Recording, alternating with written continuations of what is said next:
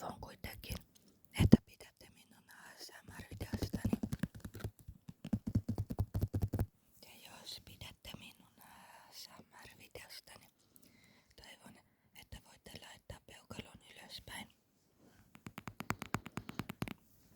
Ja tilata minun kanavani.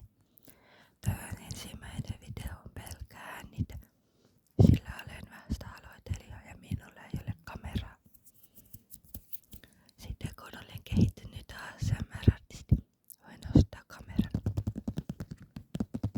Aluksi teen